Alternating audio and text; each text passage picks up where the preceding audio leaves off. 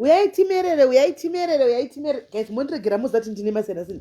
Munozati ndine masinasi, guys, mundiregerera. Andichika ndine masinasi. Saka kana zvakakwira mungoziva nemasinasi, mundiregerera, guys. Kana waona kuti unotosemesa nemasinasi, unotomboinda.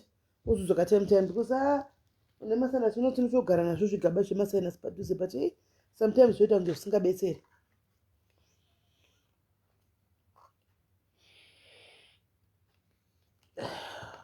Somebody's going to sing a face. That's a chinanga edit me. Man, do editor.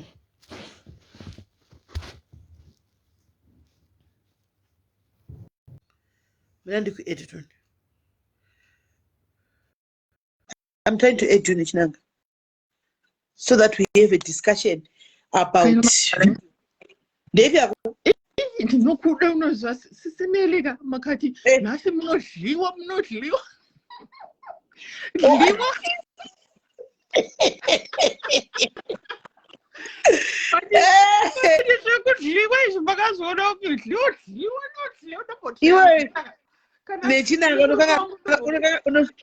Unogara zati dzimuvhitori here dzimuvhitori kai tisina kumasvingo vaya tisina kumasvingo vacho vamunotsinyira vaya ndimi vene vacho ndimi vene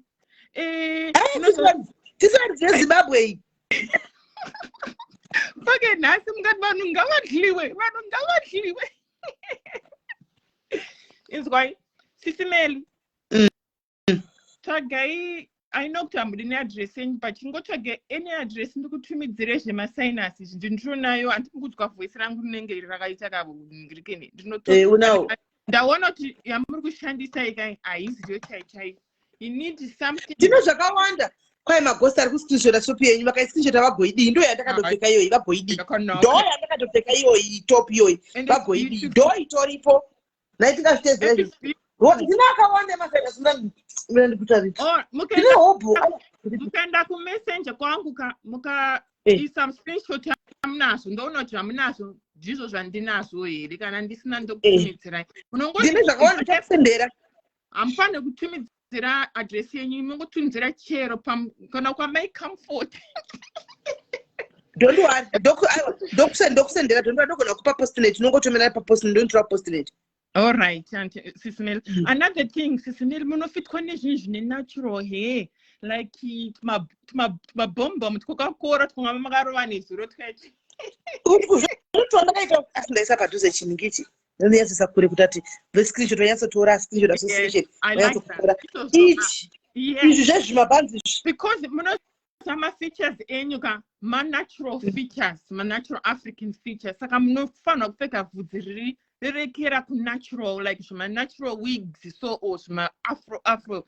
Mro manasobuda kaspo no. Serious? Yeah. Chandakawana my wig is straight up fite, but it's really natural.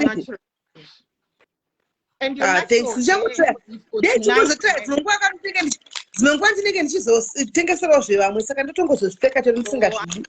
I can every business, it's business. Anyway, I love you so much, Sis Melly. Love you, Nechinanga Chumba. Love you, my sister. In Makangwari, and I'm not Jimirira. Makangwari, thank you. Ndikapusa kudai yesu mamumzi manyama zvinganaka here utomwarangwara utomiramira baba utoda kudongwarangwara chaiko. I like your I like how you kana mukakanganisa how you quickly take accountability and everything, and I like how kumiro kamuita vanhu hamutengwe nevanhu zvokutengwa kuti hey I can't approach me and kwange zvamaita izvi zvagenerous devarongona but aishamwari yangu handikwanise kudaro hamuna izvozvo. Hawa shamwari yangu asindinomuudza tapedza kuseri shamwari tipabasa anozati it's nothing personal tipabasa wenu ngaidoseka nezvenyaya iyo izvi maimanje naye general wacho. Anyway, any ministry. I want to not my sister. Thank you very much. Sometimes both of you simbe both because simpana paka azviwisiki zvinotoitika pana pasaka ndongosimba utongozvimirira because apakaipa nongopaziva wewe hot seat. Okay, bye. Ndakutukwa ne vanhu. Bye my sister, love you. Bye bye. Night ngariga kuti live yedu takapfeka top yedu yellow. Tichinzwa tinofuna ku screenshotiwa chinyuwani chi ticha screenshotiwa asi chisina mbovera chaka screenshotiwa chi unoona kushaya basa right. Tadzoka guys tizotandara iri ndaona kuti handina basa naye. Baba vekwangu vari pastand-by vangopinda nekubuda. Iye murume wangu uyu wandakabva wangopinda nekubuda. Saka ndati nondosara ndichitei. Ndandibesa ekoni papisa.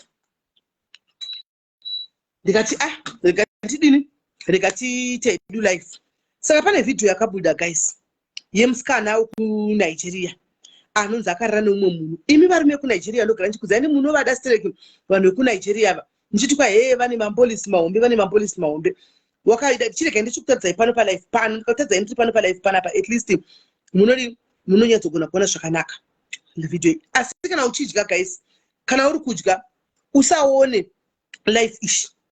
Anoona usaone life iyi kana ari kudya right now, please don't watch the life because unogona kusadya. Wandakabaya simba racho iye uya wangu iye uya wandakaba right. Jesus. Love Cruz. Yes. What is this? What happened to you? Ari kudona muri kumona Makonye ari kudona.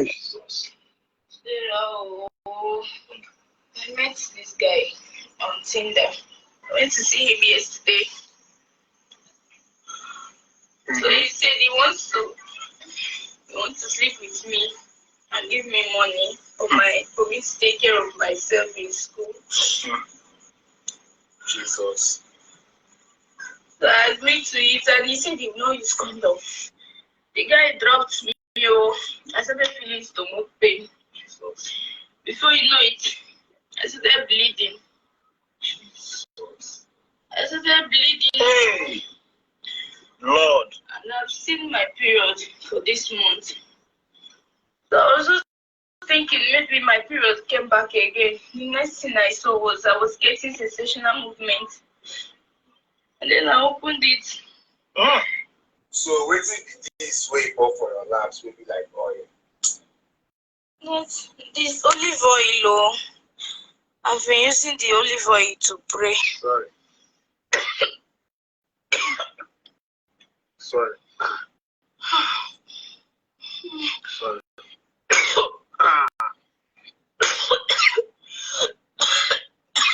You're even coughing out my God with blood at the same time. Have you reached out to your parents? No. Right. Maiona video anditi. Maiona video andika. Maiona video. Moda ndizokorodze maiona anditi. Musikana uyu ari kuti mwana wechikoro akasangana nemurume paTinder. Andika asangana nemurume paTinder kuma dating site uko. Ndobva murume yati ndoda kurara newe ndokupa mari kuti gozvisapota kuchikoro. Zvinoitwa nevana kunze kwenyika uko sometimes vabereki vanenge vasingatombozivi. Papa vamwe vabereki vakatopa mari yepocket money yakakwana but vana being kids munongozvizivawo mugoni wepwere ndo asinaye sesungomwa kudai ndisu vagoni vepwere handiti maona right.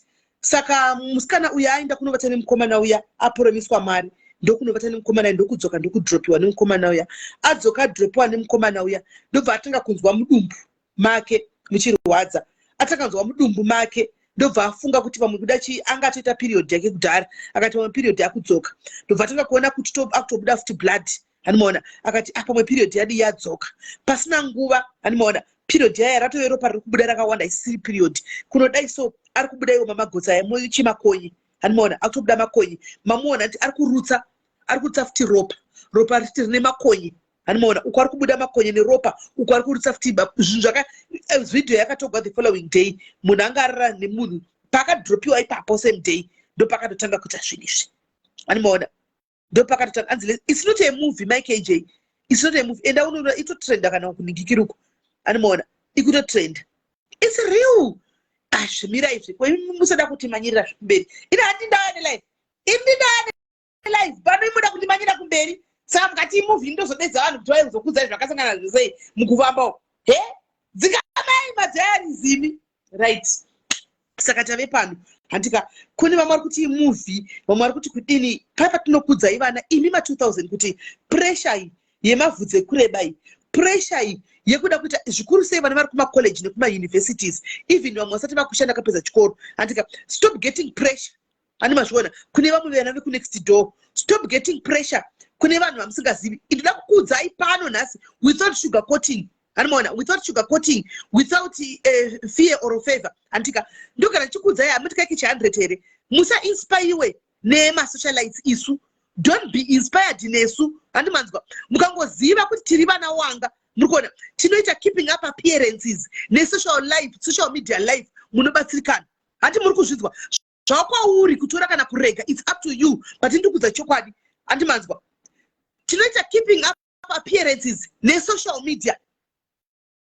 Anti muri kunzwa saka kana uchinda pakamera handikwanisi ndidzokorodze chinhu ndakapfeka nezuro ndichaya nechinhu chinyuwani handika ndichaya nezvimwe zvinhu zvakasiyana siyana. And for the love that you be having for me Antika, or the next person, you want to be like Ningi. When I grew up, I want to be like Ningi. Antika, you don't know. Hello? That is SIS MELLY.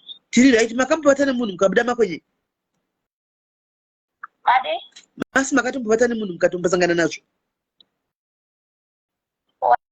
Alright, Murusha na privilege from Port Elizabeth.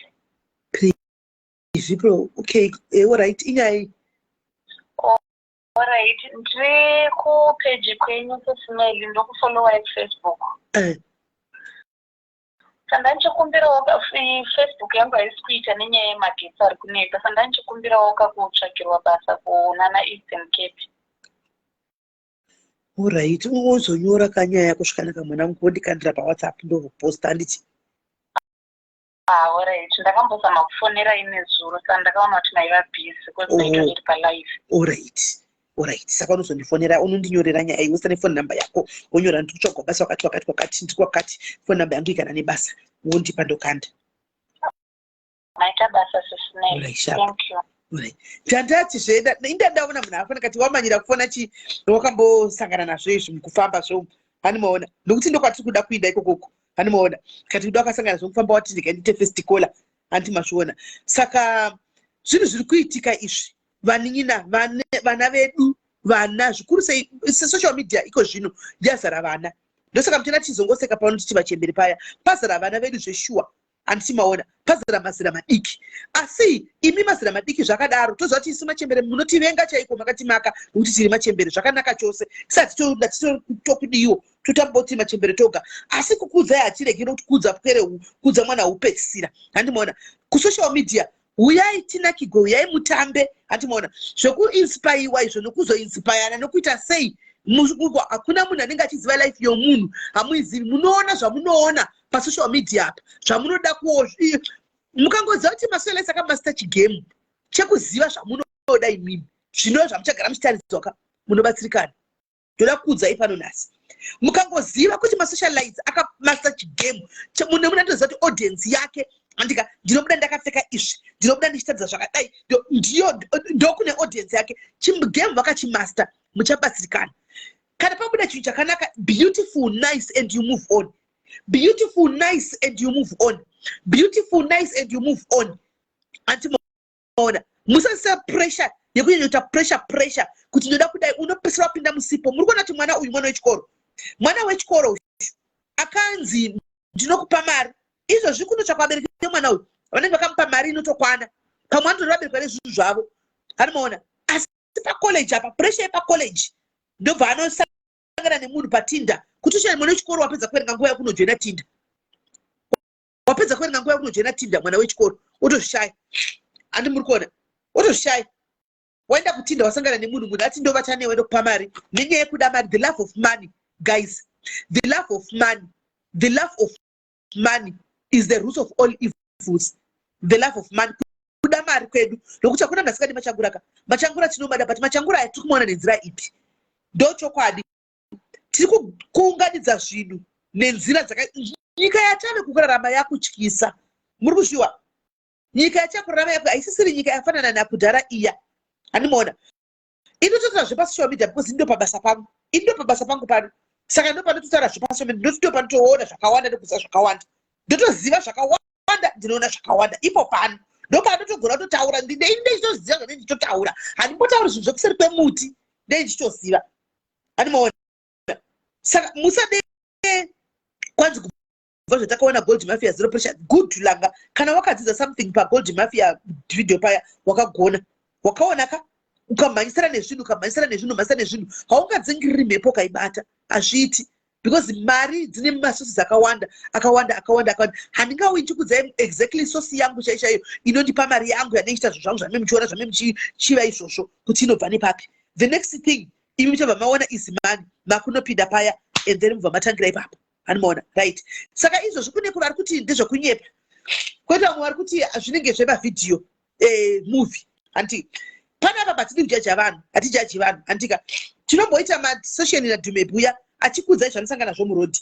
Dhume anokudzai nyaya dzake nemuromo wake vamwe vanenge vachiti kunyepa ndakaona vachiti kwai kunyepa anomaona unongozosiya zvakadaro but anenge achitokudzai zvavanosangana nazvo mumarodhi handi ari kuchauya masundays ega achiramba achikudzai zvinhu handi vanosangana zvakasiyana everyday achiramba achikudzai zvaanosangana nazvo murodhi everyday anomaona asi zvakadaro hasiye oga andimazviona hasiye oga mukati medu munogona kuve nevamwewo vanogona kuve vari mukati mazvo kana kuti vakahosiya. Takamboita musikana akabva akataura nyaya yekuti ndakambokechwa nechipoko muchikurimemba achiti ndakambokechwa nechipoko paya akazoenda kupi hamene chipoko chaitonetsa paarea pavaishandira chichitotora vanhu chichitodididi vanhu vemucomment section vakatokonfirma nyaya yechipoko kuti chokwadi chipoko chakanetsa panzvimbo iyoyo kuhararoko handi mazviona right.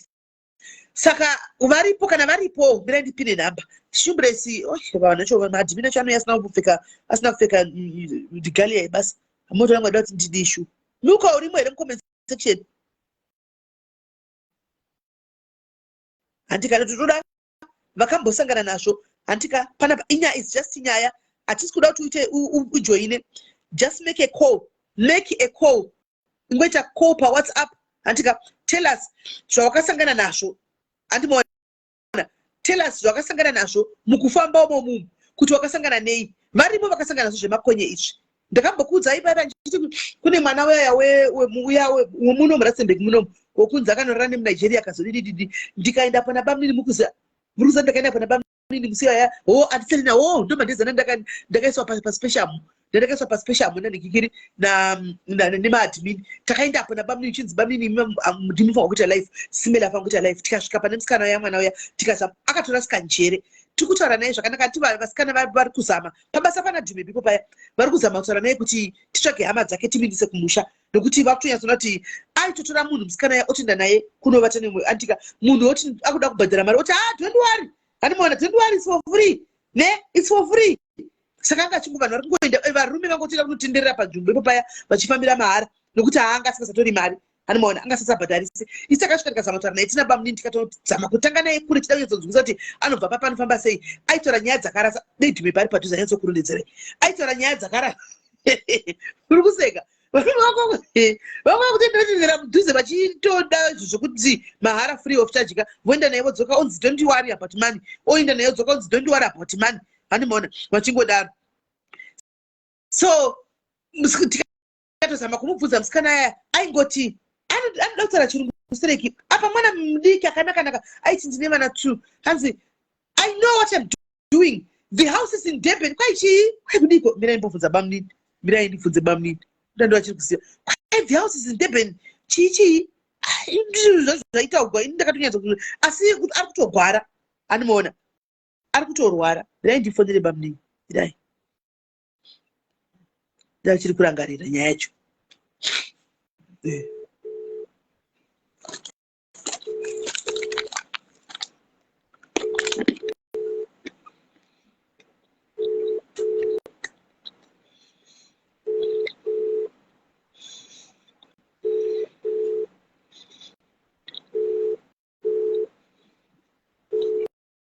Mami kwabatika foni ne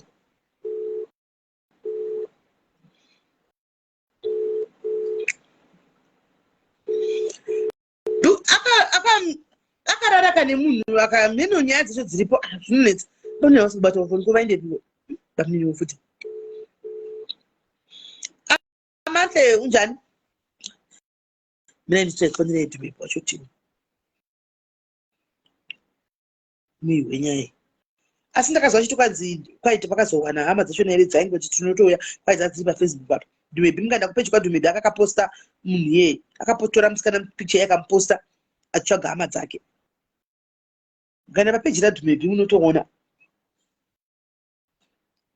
nechopanodaira neto ndinenge ave kubasa kanguva dzinoidzi nguva dzebasa zibaida aibabirira rekadzi inosenti ndiri pari kubasa ringoti calling vati phone direct tita kuti mudisturb pamwe izvo zvanenge atori nemunhu wake zviri kuomba sei pamwe anenge atobata mhene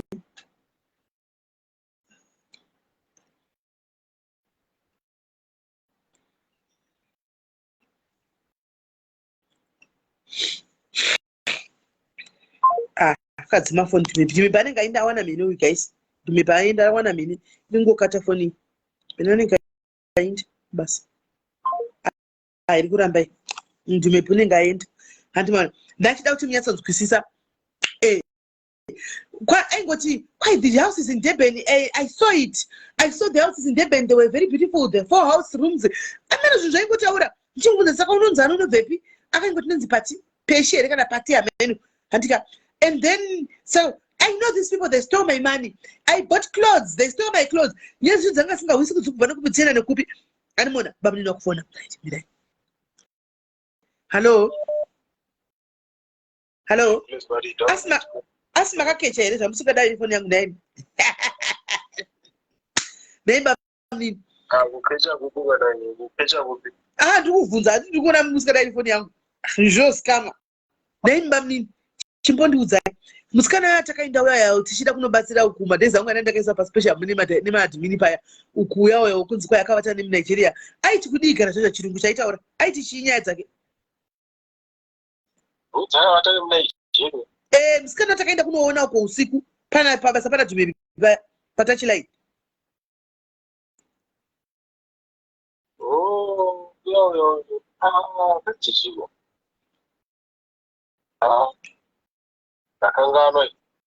achiti Durban houses kudii aiti chiko ndakangana aitaona zvemadhebheni zvondokwidza ibhazi chichiweya no ndiri palife saka ndachitotimbonesana vhidhiyo imwe kunigeria maiona here vhidhiyo munhu ari kuda makwenye bamuni handinai mubhowa weimorit bo bamuni kana ukasatovaonesa zvinhu zvimwe nguva vanenge vachingoposta zvinhu havambotarisi zvinenge zvichiitika kuti zvi vanenge vachingoposta zvinhu zvavo zvanenge vasangana nazvo havaodi kuona zvanenge tichivatadza kuti vari kuona nezvei bamuni right handi muri kuona saka todawo kana varipo guys vakambosangana nazvo mukufamba umu tipewo nyaya dzenyu katimbotandara tifonereiwo mutipewo nyaya dzenyu tinzwe kuti makafamba sei chii chakaitika what happened makasanganawo here nemakonye kana kuti makasangana zvimwe zviri different asi chandoziva nchokuti mumabasa ekufamba umu kune uya yakambouya pane makambotudza achiti anzi akaona kofini remwana muchikurememba guys achiti ndakaona kofini remwana murumu mavanga vainda akabva atiza mukurememba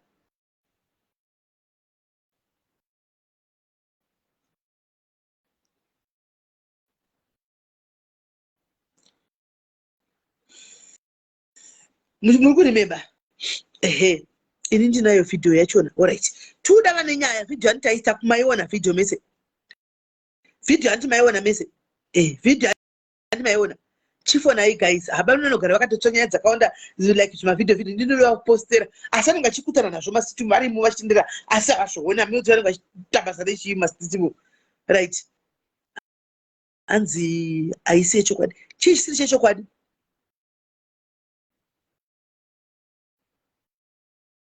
chii chisiri chechokwadi guys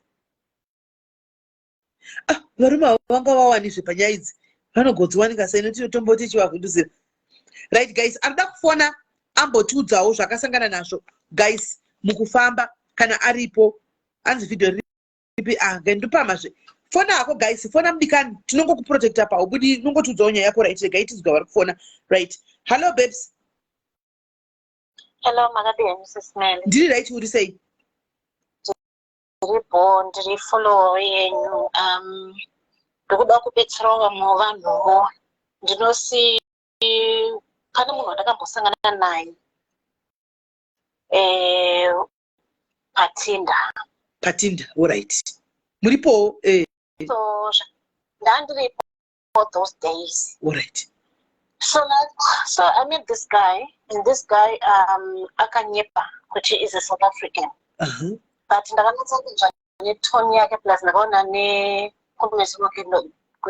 something is wrong here. We're about 4 of us, ladies. We just tried with that, and for sure, should we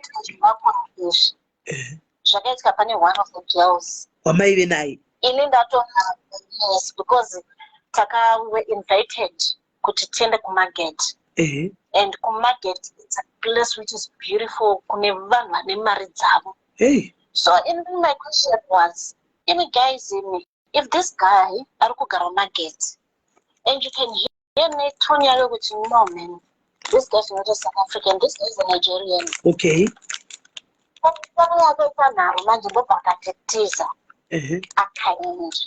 So after vakafara musokutanga wechitu because akasiwa ari mumba akatoshuta maphotos achitoratidza kuti ndopamba pandiri chichimwe pakanaka akapiwa mari, but unfortunately mari yakapiwa yanga ine rufu rwake nemaexpenses. So akazodzoka kwatinogara akatopiwa mari yakawanda. I think it was about 65,000 Rands to spend on this guy. Only 2 nights. Yes. Akatengerwa hembe, akatengerwa stuff inodiya. But we didn't know because pakapekupedzisa musi waitodzoka akamutengera hembe white. So ndakambvunza ndikati, no, this is strange because I had a dream ndakakurotawo. But something is wrong somewhere. So akamfona zvikanzi chomi ndauya this and that. So ndikati, how was it? That all went well, but usiku ihwohwo akasvika. Musikana akazongoti ndokumbira kudzokera kupi, ndokumbira munoendese kumba kwedu. What's happening? Zvikanzi ndokuvavo nemuviri wese. Saka aiti kana akapinda mubathtub akati ageze anobuda munozwa nyoka kana ichifunuka achiguka. Aiti akapinda mubathtub ndozvachichiitika achiguka kuganda rake. But panenge pachibuda zvimakwati. So wade kumboenda kune madhoktazi anoona nezvekuenda, ndopakatiratidza mari yaive nayo and muaccount make, because akapiwa about 20,000 cash, then the other 45,000 was in her account. So takazoramba tichifamba naye, ndopatakazonzwa zvinhu zvakadaro. Ana kuzombolasta, I think for the second 2 nights akabva ashaya, but vana vanozoita body viewing. Hey, saka akashaya just like that, pasina kumbotraiwa kutsvagwa kuti chifambiwa, nothing. What we did was zvizvo zvavanoita mazulu zvekuti tiyohlola. So takaenda in 3 different people vachitoda the same thing. Kuti akarara nemunhu ari dangerous. Yes. MuNigerian, ende makatonzwa kuti accent ndeye muNigerian. Yes. Aifunga kuti akurara nemurume, yet angachirara nenyoka dzakasiyana-siyana. Yes. Saka meaning to say murume uyu yanga isiri murume, yanga iri nyoka. Murume yaive nyoka, but if you could see this guy, there's something strange with him because zvazinomira zvakanaka. But problem iri kuita vana vadiki mhandara. I'm old enough at the moment. Iri kuita vasikana vazhinji. Pane competition. As we speak, there's another Zimbabwean girl. I think very soon she will come up. Achida help. Angauya yake tiripo. Akaita use. pekuti handizivi kuti zvichafamba sei because iye pachake manje akurwa mambama. Nemadzako? Musikana akurwa mambama, maroverwa ari kuitwa mambama. Mukamona kumeso hamuchamuona. Imi anongorohwa kungopugwa chete. Kurohwa kwaanenge achiita ka. Iye ari kuti kurohwa kwaanenge achindiita mari inenge ichibuda kusaidi. Saidi kwei. But now she is swept. Pane handiti moziva kuti kana wakaroorwa nemuNigerian pane imba yokuti you are not allowed to enter. Okay. So akaita mistake akapinda mumba imomo. So kubuda kwakaita murumbi iyoyo akangobuda achikwa mangana. Nanhasi anongorozva anenge yakadii achirohwa? I think it's almost 2 weeks now. Ndakazama kufonera family yake kuZimbabwe kuti iuye muite sei. Imutore. Because this anga achiita mari zvisingaiti. But you try to warn vasikana ava kuti wakai zvakaitika pana nhingi muchada kuti zviite zviri but vanhu vanokutiza. Izvozvi mukona video iri kubuda apo most of the people vari kuramba. Vari kuramba. Kuti zvinhu zviri kuti every day mukurarama. And ma-teenagers vari kutora kuma-universities. True. Kune uchinzi vari freshika. Yes. Because now, and vari kuda ma-slay queens. Yes. Like musikana ari slim. Asina dumbu magusheshe iwaya. Vanoda magusheshe. So what they are, vari kutargeta ma-colleges. Vari kuenda kuma-universities. So we have launched a program yekudzidzisa mavasikana kuma-universities kuti they mustn't follow what other people are doing. Yes. Because at the end of the day, yes. Yes. So my fellow Zimbabweans, ndinogara ndakakumbira kuti please ngatifambirei chinhu chimwe. Mari inoshandiswa, munhu unofanira kutsvaga something chinokupa mari kwete kutanzi kutengesa miri kana kuti become a slave queen. Yes. Zviri kuitika muvana vadiki vari munomu. And what is happening at the moment, vamwe vakomana vekuSTEAM, they have joined the same thing. Yes. Unoita mimba dzichingobva. Kana kutogwa chibereko. Kana kutogwa chibereko. Nyika inoiko zvino yauma. Saka chipiro chekuti izvezvi so we are in the middle ekuti tione musikana wetu tinomuendesa sei kumusha. Vabereki vake takazama kuvashedza. They are trying their best kuti vasvike kunoko. This guy akatiza muNigeria akangosiya mari. He is nowhere to be found. At the moment tinoudza kuti pamwe anenge ari Cape Town, anenge atotanga kurura iko Cape Town nevana veiko Cape Town. Maslay queen ekata mukuzviwa magusheshe manyama eCape Town ari mukuzviwa. So ndokwandanzwa kuti ndokwaari. Saka Cape Town, be careful. Munhu akukwazi ndedzodzi aCape Town.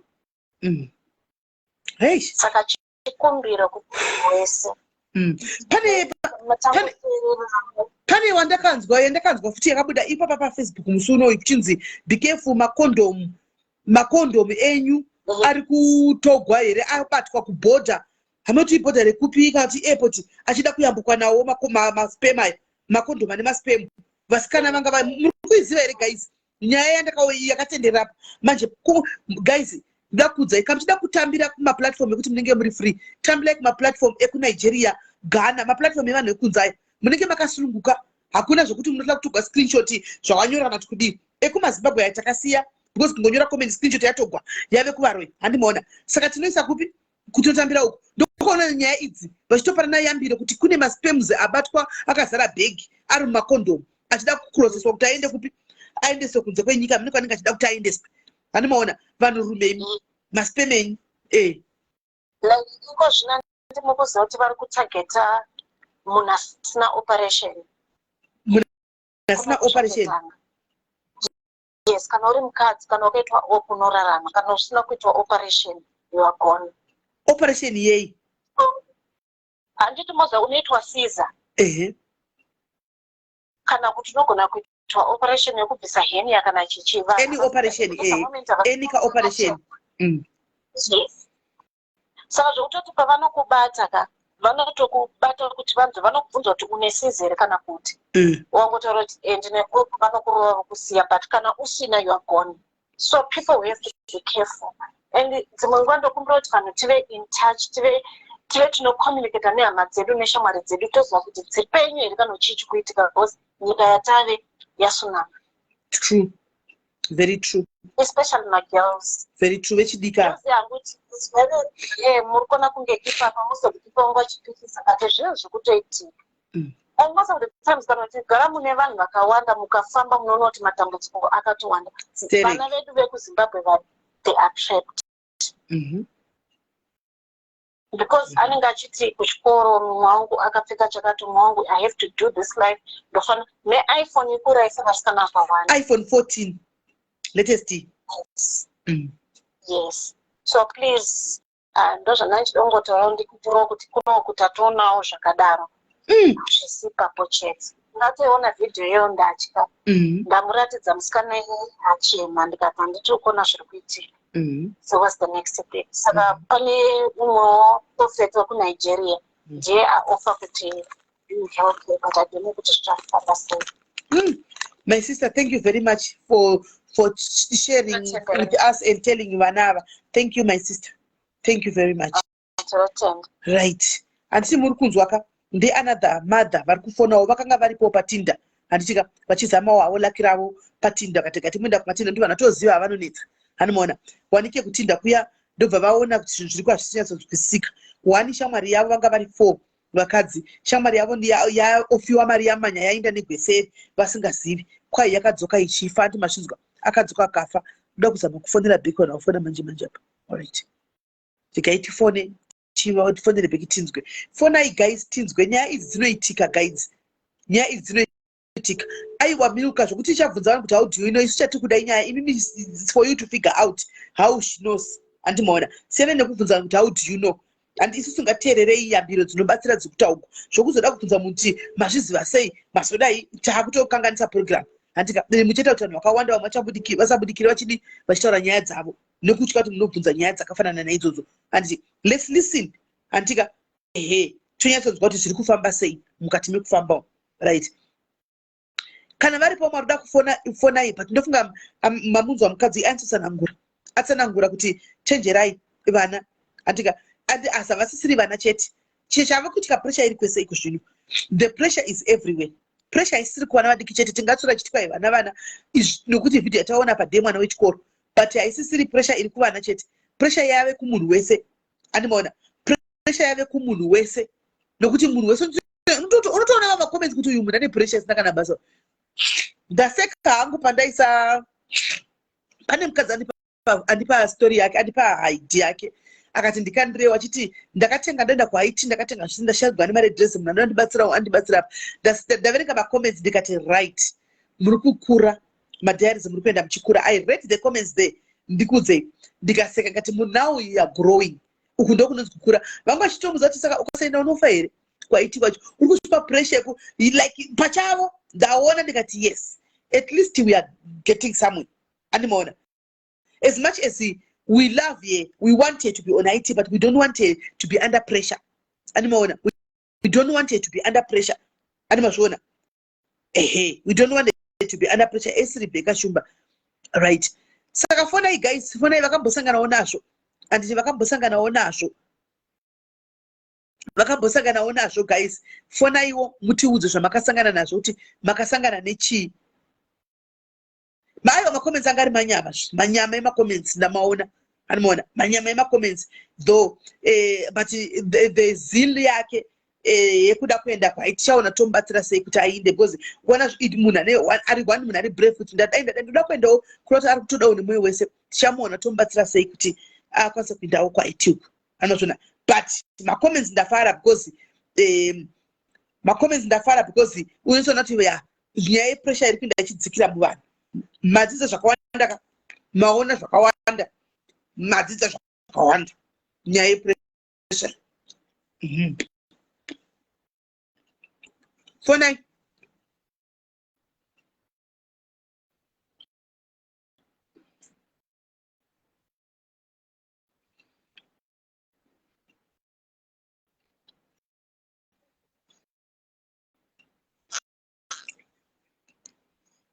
Okay, and the video. Let's go back to the video.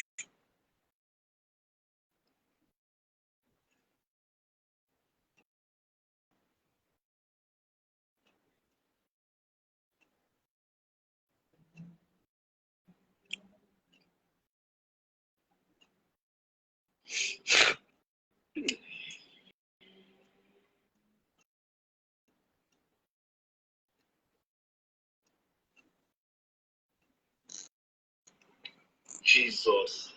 Love Cruz. Love Cruz. Yes. What is this? What happened to you? Jesus. Oh, I met this guy on Tinder. I went to see him yesterday. So he said he wants to sleep with me and give me money for me to take care of myself in school. So I agreed to it, and he said he will not use condom. The guy dropped me. I started feeling stomach pain. Before you know it, I started bleeding. Hey, Lord. And I've seen my period for this month. So I was just thinking maybe my period came back again. The next thing I saw was I was getting sensational movement. And then I opened it. So waiting this way for your labs will be like oil. This olive oil. I've been using the olive oil to pray. Sorry. Sorry. Sorry.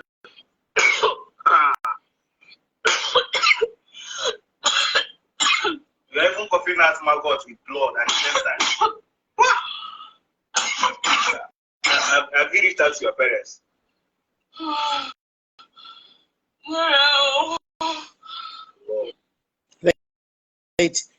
Andika kune ava vangwashita vasati vaona video maiona nditi video maiona nditika so isusu pana apa padiaries tinotaura zvinhu zviri kuitika guys zvinhu zvinoitika ngati muupenyu zvimwe zvamunoti zvinonyadzika asi as long as zvichiitika totozvitaura pano handi mwana zvimwe zvamunoti hazvitauriki it's a taboo pano tinotozvitaura muverengoti takanyora kuti padiaries panotova nezveipamusoro apo handi mwana tinotozvitaura pano zvamunoti hazvi zvinoyera tinozvitaura pano because ndiyo content yedu ndiyo platform yatinokwanisa kuti unouya nenyaya dzacho idzodzo dzakadaro singadzeki wakasununguka uchitaura andimaona ropa ratorutsa ropa rine makonye iwayo futi andimaona right kana varipo vamwe vakasangana nazvo izvi guys 419 akarara nemunhu mai anasha ana kuroyiwa akarara nemunhu asina condom munhu akasangana naye patinda madating site yenyu anonzi ana tinda andimaona musi Nigerian mwana wechikoro kuNigeria uko ndobva apuwa mari achidropiwa ndobva zvatotanga mona saka kune vanhu vane mishonga kunze uko mukarangarira mashoko andakambokudzai kubva gore rakapera paya guys sisi Ebony Brit muri sei last year muri kurememba ndichikudzai kuti guys if you are not careful pa social media pano pa social media ipo panapa TikTok Instagram kwese kuma social media munoziva ndo yave easy target yezvinhu zvese izvi zvakaipa. I told you kuti ndo yave easy target yezvinhu zvese zvakaipa. People vamwe vakafunga kuti ndopenga pachando chinonakidza ndechekuti ndinozoita hangu vamwe vanhu vanotoya kuti SIS MELLY but makambotaura paya ini ndakanga ndatodai ndikakudza kuti if you are not careful social media inogona kupwanyira idzimba. The way you use social media ndakambokudzai the way you use social media mukatasa iko zvino on social media guys sorry yenyu but is the same truth because nichatsika mukati nevanhu vakati wandei social media iko zvino katarisa atika haisisina kuti mukuru kana kuti mudiki vadiki ndikutosa kuti inini vari nani pa social media basi vanhu vakuru pa social media apa ndo varidzire maghost ndo vakreata maghost mufunge avasiri ma 20 years aya ari kuita izvi ma 20 years 20 something years no ini ndine mafindings andakaita kati wande list yemagosti andakapiwa so nemwe IT wangu gaikuda list you'll be shocked guys unoshamisika you'll be shocked ni vamwe vanhu vekuziva usingafungiri you'll be shocked ndo varidzi vemagosti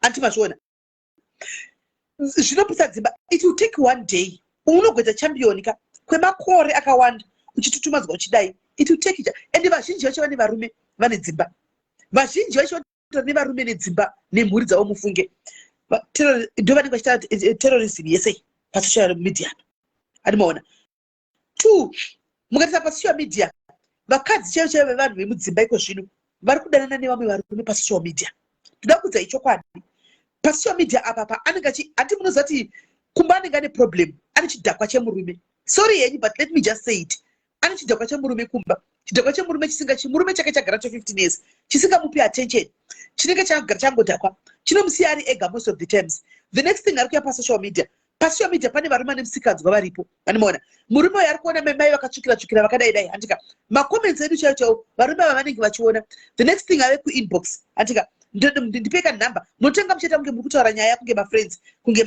mopesera makufleta andimoona pakufleta makupanana nhamba kuwhatsapp makutonyengana makutodanana pafoni the next thing kana wangove murudo pane murume wokuti murume wako haakupi attention yaya wakupiwa attention every day nemunhu wepasocial media the next thing makutonosangana makutonohura pakunovata paya uchaona kuti murume uyu kwauyu ari kupa attention uyu boyfriend uyu atika ari kutogona chaizvo zvokutodaro mubedroom kudarika mumba yekumba watoputsa imba yako zvototanga ndikaitizwa vamwe ari kufona. Hello dear. Hello. How are you? Hello, Magari. Ndiri right muri sei? Ndiri right. Ndachidango contribute panyaya yamukutaure yedu vasikana. Isusu kumusha kwedu kuno musikana ihama plus takadzi dzatose. Ndimika magusheshe acho pai. Ndikuona profile picture uri gusheshe chairo. Zvakaoma. Saka inini ndakaenda kumusha last year September. Ndichisvika kuya ndikusvika ndikuudzwa zvinyaya kusvika naiwe. Unogara kujoni ikoko wakamboonawo Peti. Ndikati handinambomuona zvikanzi Peti hatimuoni. Peti ari kutsvagwa. Zvaro zviri kuitika zviri kunzi Peti uyu aigara muJoburg zvazvo vasikana vemuHebrosh. Saka aive neshamwari yake Peti vachisheya room. Saka vachisheya room kudaro akanikirina hanzi akabuda rimwe zuva akati rega ndimbodzika pasa pashamwari ndotsvaga 50 rand yekuzadzisa mari yangu yerent. Shamwari yaikati alright. Saka kuroti Peti we akasiya foni nemumba murumu hamune musikana uyawo. Peti haana kudzoka. Musikana uya akagara nofunga akaona kuti madhezi afamba munhu aoneka. Ndokutsvakawo kuda imwe hama iri padhuze neaka naiwe Peti handichamuona akangoenda akadzoka ndobva vakazoziva kuti Peti aitengesa muviri. Yakanetsa nyaya. Ndikatoti handinambokumuona plus Joburg ihombe. Pakazoita kutonzi mai vacho ngavakwire bhazi kubva kuZimbabwe vachiuya kuno kuSouth Africa. Zvikanzi kwaonekwa nyaya ivanzi yakafamba muindaneti kunenzi vasikana 6. Vakaurayiwa ava. Anga aripo ipapo Peti uyu. Asi kuti hanzi vanga vatokukanganisika zvokuti hauchaoni kuti uyu ndiani. Saka mai vacho vakakwira bhazi kumusha kwedu kure kusilovela kumamisha kukwira bhazi kupa madza kuzobata Joburg hausinambosvika uchitsvagana nemunhu. Vakasvika vakaitwa DNA vakadzoka vakagara dzinenge 3 months ndo kuzofind out kuti mwana wedu akafa. Zvinonzi mukomana wemuNigeria uyu anoyachitora vanhu papleti ipapo osvika but pavasikana vave akasiri muNigeria kavanga vari maSouth Africans. Panyaya yekuti vasikana vaya kwanga vari muold building muflat vanga vari 6 vanga vari muSouth African vakasungwa kavafana vaya vanga vari vafana vechidiki ma20 something years vakasungwa anga siri muNigeria hata kungonyemberawo maNigerian anga siri muNigerian uya amajani how are you and the network yake yakunetsa yakuti kundofunga magetsi I don't know. Uya anga ari muSouth African uya uya anga ari muSouth African vakomana vanga vakomana vezvidiki vainzi vaita izvozvo vainotora vasikana vemurodha vovatana vovauraya vonovaunganidza vachinovapaila makaiona paintaneti nyaya ikatobuda nepamanews nepachi nyaya takaiona tese anga asiri maNigerians aya vanga South Africans andimona. Saka what I was saying kusvika mwafona uri kutongofana kutaura mwachifonawo andida kufona andimona. Saka iye vasikana vakanga vachiitogwa murodhi vaiurayiwa vakawanikwa vari 6 vainzi vaingoshayikwa yakatenderera pese vanhu yakatenderera pese. Saka tichitaura kudai Joy ndiwo machinjiro enyaya shuwa techiindira mberi ini nyaya yangu yanga iri pakuti andika pasocial media iko zvino guys be vigilant, be careful. Ende mazvona ukatanga kutaura nyaya idzika nemanhamba anodonha handiona because unenge watotsika mukati mevanhu, but sometimes we tofanira kuti tizvitaure nekutsiurana handimaona tofanira kuti tizvitaure nekutsiurana. Vakadzi vakuru vanhu vakuru ende chinonyanya kundishamisa nekundikisaka majority yavo iri kudiaspora. Mufunge majority yevanhu vari kuita izvi vari kudiaspora. Kudiaspora kwatofunga kuti vanenge vane mashifts vanenge vakaneta vanhu vakadzidza vari level yedhe vanotaura chirungu handimaona chinoita kuti ugare pasi ucreate ghost and vazhinji vacho kuti makea ini ndinotora ndizozviziva ndikutaura izvi unenge une nguva yogara pasi kucreate ghost yekuti ndoda kunofamba chiterrorisa ningi nditsvaga nyaya dzaningi ndinozodai ndizodai kwete vamwe vari pamabenefits aiwa kana vakateerera vanozviziva handika vanotori kumabenefits vamwe vachona handimaona. Saka guys be careful social media kana paine easy target iko zvino target chaicha yakatargetwa nemasatanist pasi rese naSatan pachake nenyanga dzake isocial media. Look at it right now. Varume chachikuya pasocial media chita zvavanoda pasocial media chita zvavanoda chidini kudhara wangosingawani varume vakwana pasocial media vainyara kana kutaura zvimwe zvinhu pasocial media kana kutexta kana kunyara kana kuti kudii iko zvino varume tangofanana varume vakuru vemagosti vakuru vekuterrorisawo vakadzi vakuru tangofanana nyatsokuona kuti guys if you're not careful ndangokudza yangu murudo. I'm saying this nerudo in peace and in love with love and muri kunzwa.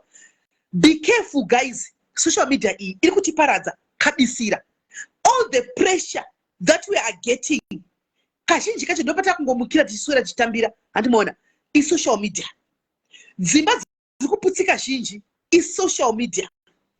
Vafona ndikaitinzwa. Hello Kola. Hello. Hi sister, what do you say?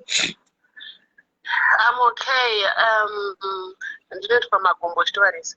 All right, go. What do you say? Did it right? I'm going to contribute to social media. Social media. Pressure, so much pressure for social media. I just want to give advice, a little bit of advice. Not only to social media. Like I can give myself an example. Social media, some of the things is not true. Kupinza vamwe vanhu papressure zvekutodaro. Pane imwe time yandaendiri kubasa ndobva mwana wokubasa kwandinoshanda ikoko vatengerwa Rolex. I think the people said they can relate. Ndobva atengerwa Rolex ndobva nditone vandatoitora Rolex yano vandatoisa mumaoko makuti oh my god vandataka little video ndobva ndaisa paFacebook. You could see ukatarisa close notaura kuti diki yainge isingatovhari ruoko rwangu rwose ruombe. And then I've been blessed with the baby boy Rolex. Kune vakarwadziwa zvekutodaro proper socialite and in fact celebrity munhu akandifonera akandiisira message vakati hi Makumbo, how are you? Oh, congratulations on your Rolex. In the person thank you. Your Rolex watch on your Rolex. Rolex watch. And then congratulations. If you don't mind Makumbo, how much did you buy this? Only 7,000 pounds.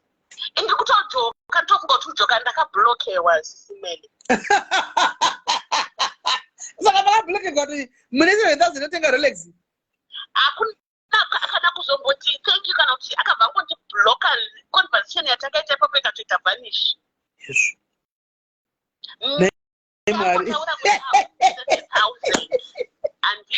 Until Mukona Utan, Bato, what's the one which Makumana 7,000 and all that. And I pay, see, I would know me, story, but what is it? I'm telling you, and then after Rolex. Not before Rolex, ndakaisa out for sporty kind. Ndakaita nikiri. Inonzi test drive. I love cars. No, I test drive. You know, I don't have a video and all that. No, I can't afford to change cars like knickers, with like socks. Mukaenda pa Facebook, I not only you that one. Dime you go to pressure. Come on, pressure. You need not talk up pressure for anything. People for anything. Yeah, ndobva mota yangu yarohwa ndakarohwa nemota ndinotropa vana kuchikoro, and then ndobva ndaendesa mota yangu kugarage. That was last year muna November, but yakazoenda kugarage because yanga ichiri kudrivika, yakangoscratcheka nepapa ingoda kungotasamudzwa something like that. Ndobva yaenda kugarage because insurance yangu inopakete sky yekusanoshandisa panenge paine mota yako kugarage. Saka inini zvinoenda nekuti license rako riri clean here kuti uzonyatsowana mota yakanaka. Saka ndakambopiwa Volkswagen ya2021, and then yanga idiki kwandiri because ndinoda kudrive mota dzakati kwirirei. Saka yanga idiki kwandiri ndadrive ndadzokera insurance ndikati this car is a bit small for me. Ndoda kudrive ndoenda malong journeys and aikwani vana vangu vanekwa senze relaxed kana vakagara mumota. Ndova zvangu bva ndadzokera ko bva ndanopiwa GLB Mercedes Benz. Inoti kana uchifamba ndaitonyara kutopinda mumota macho. Ndikaisa futi paFacebook, ukaenda paFacebook pangu Makumbo Stories Organics muneona. Ndobva ndaiisa futi iyoyo. Makorokoto ndakamawana paFacebook. Ndikachizovingwa nevanhu kuinbox manje. Zvikanzi uri kumbonya seta basa rei? Wakumagonye here? Kumabhazi kuri kupa mari? Kutase saka nevanhu sometimes tinopiwa pressure nezvatinoona paFacebook zvisiri real. That car ndakangoita 4 days ndinayo. 4 days chaiye ndinayo ndichidrive around ndichiita sei. Unenge uchaisiwa red carpet nemasimba. You know, so what I want to advise people, musatore zvinhu zvese zvamunoona paFacebook muchifunga kuti zviri real ndozvamuri kutoona izvozvo zvikuita. Mukatoona ndichibika live up, it's real, it's not fake. Mukatoona ndiri kumunda ndakabata chigeto changu kuarotment uku, it's real, it's not fake. The rest kana picture chacho ndinofirita. True. You understand? But she's saying sense though. She is saying sense. They listen to what she's saying. She's saying the truth. Exactly. Tinoisa mafirita. Iwo kuzoti kana hembe dzaidzo kana Photoshop munomaziva maPhotoshop. Tinotarisa background chaiyo yandina, background yandinenge ndinayo. Ndoenda pagarage panotengeswa Mercedes Benz. Ndonotorwa picture ipapo. Ndototi munhu wangu arikuda kundisarudzira mota ipapo. Imi makutoipinda mumagumbezi mautofunga kuti munhu wangu nemhaka yekuti ndichengete magumbo ane munhu wake anomuita zvakadai anenge achimudaiso. Please paFacebook anopindwa neWi-Fi nefoni apapindwe nemoyo. True. Thank you. Simple. Apadi kupindwa nemoyo paFacebook. Just Wi-Fi kana kuti data rako ndora unoda paFacebook kuenda online kuenda pasocial media. Zvemoyo please siyai wakadaro. Thank you. Yes, thank you. That's all I wanted to say. Thank you very much, Magogo. Thank you very much. Thank you. No problem. Right. In other words, what she's trying to say is, pressure. Zvinhu zvisiri zvake zvakaposta pake akasiya zvakadaro. Hello. Hello, Kola. Musha kuri sei? Hapana ndikona live ni pale ndine guest adotaura nemi ndompa phone ndi. Yes. Ndiri bond ne guest adotaura nemi ndompa phone. Ngawi tichiri pega digara zvakanyatsogara zvakanaka guest akafita kunyauya nenyaya chaiyo ina Gzem Street. Ngati yatsoteerera. Hi guest. Yeah, good evening. My name is Ebuka. I'm in Nigeria. Okay, Ebuka, how are you? I'm good, and you? I'm very good. Yeah, my girlfriend just showed me what was happening and the video of the lady that was crying over the phone. Yes. So I wanted to, put my own input as well. All right. Because she had been telling me so much about you and what is happening. Okay. So I was like, okay, let me just say something on this one. Yeah. Yes. Yeah. My dad used to say, whenever you want to solve a problem, we should go to the roots. Okay. When something happens, you should try to look the both ways. Yes. We cannot just say, like I hear the word that saying Nigerians, even my girlfriend was like, Nigerians, we are bad, we are evil, we are ugly. Why can't we also ask her what would push her to go and sleep with a guy just for money? It shows a lack of, how would I say, like irresponsible of her. You cannot just go and sleep with someone just for money. You don't even know the way how he makes his money or what he's doing or who the person is. It's just because of money. You open your legs. It's bad. As a woman, it's bad. Yes, there's a saying that people are saying now that the internet is pressurizing people. It's people that want the internet to pressurize them. It's people that want to let it to get to their brain. You cannot just come, you open your leg for a guy that you don't know. You have nothing to. It shows that she's doing a prostitutional work. She's a prostitute. So for me, I feel bad for her, but at the same time, I kind of feel angry at her. Like I feel like she's very stupid because at her age, she's supposed to know before sleeping with a man, you must know the person, you must know the kind of relationship you have with the guy. They say the love of money is the root of all evil. Because she loves money, now look at what is happening to her. Okay, but Ebuka, can I ask you a question? So are you saying prostitutes are the ones that deserves this? No, but before her sleeping with someone, she also supposed to think of something like that because the days are evil. It's not all about Nigerians. Other countries are doing it. Congos are doing it. Yeah. But it's like whenever Nigerians happen, every week they will come online, start crying that Nigerians are doing this, Nigerians are doing that. First of all, we should check from our own side. Yeah, what the guy did was wrong. I really condemn what the guy did, but at the same time, what the lady also, we have to also do from the other side.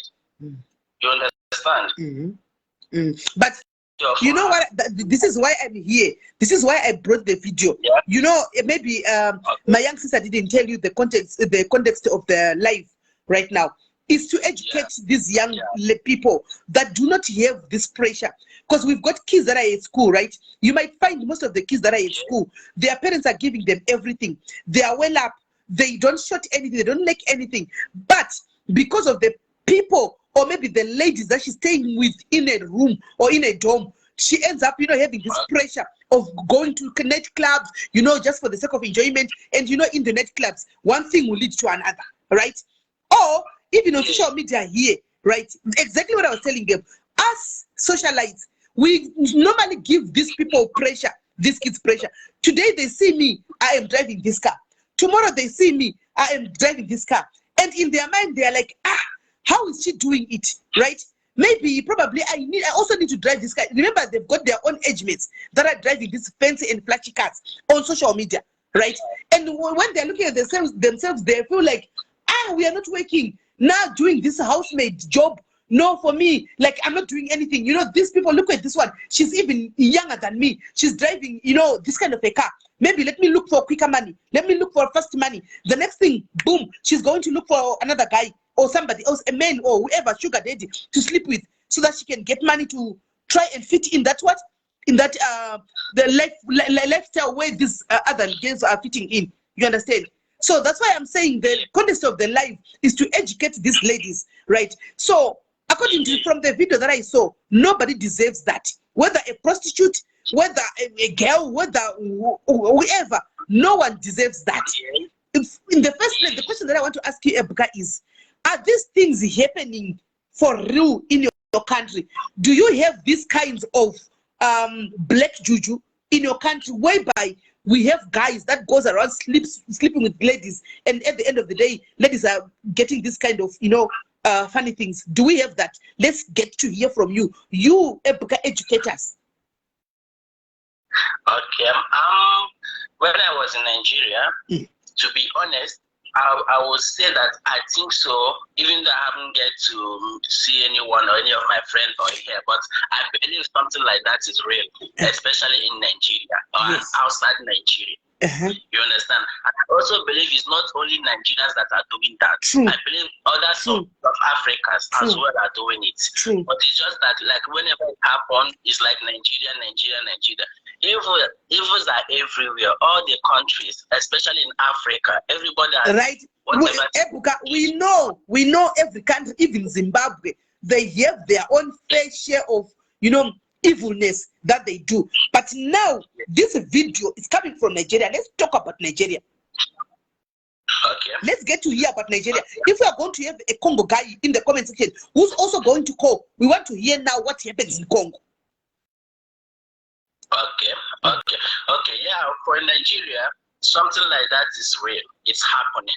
Even more than that, people taking people for ritual, boyfriend killing girlfriend for money. It really is happening. Okay. You understand?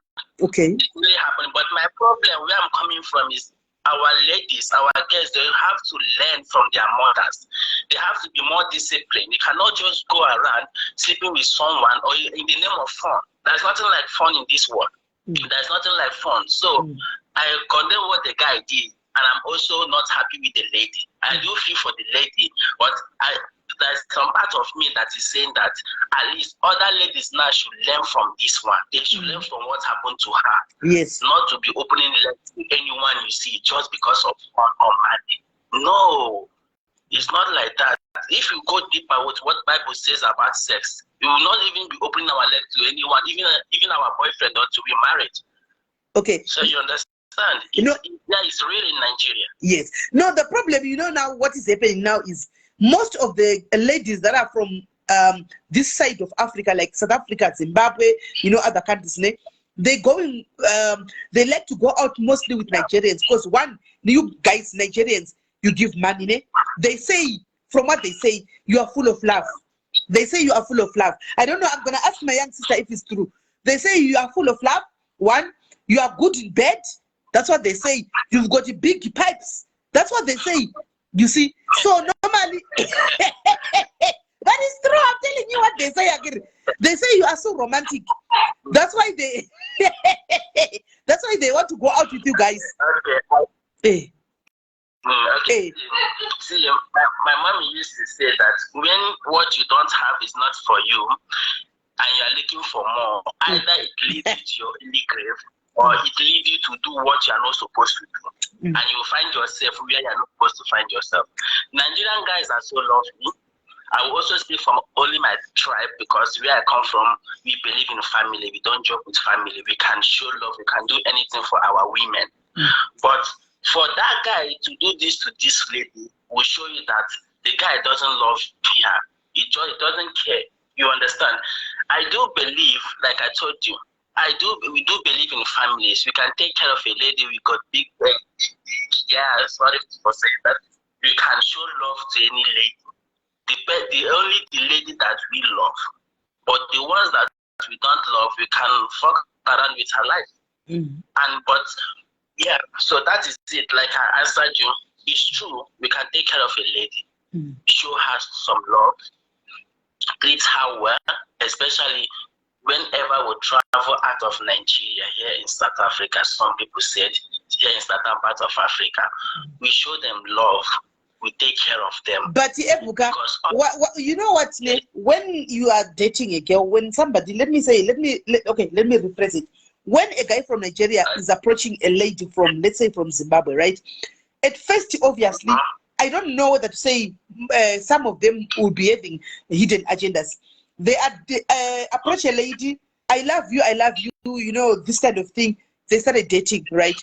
Along the way, they are in love. Or should I say one party is now fully in love. That is the girl, the lady.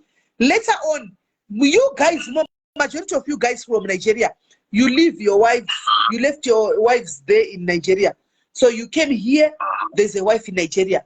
The wife later on finds that there is a girlfriend that is staying with my husband in South Africa.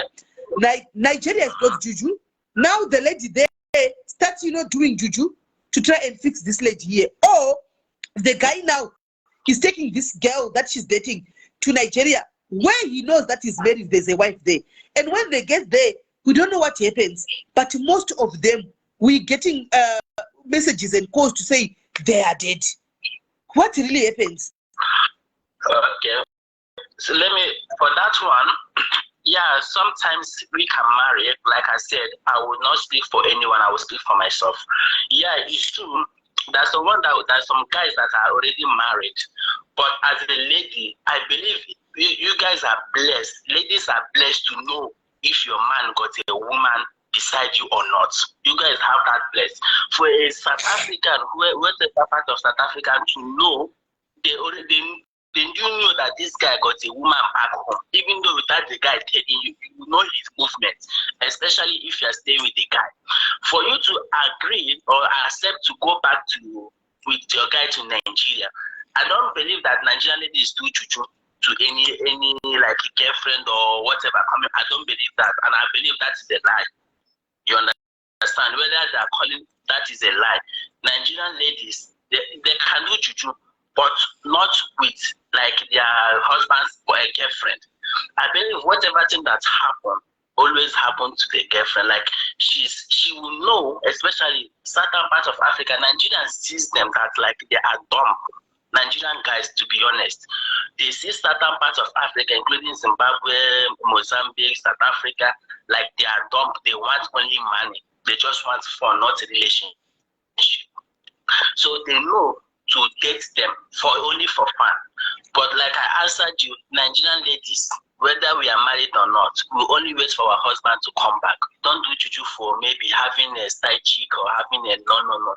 We don't do that. Okay. Anyway, at least we got answers from you, Ebuka. Thank you very much. So when are you marrying, my sister?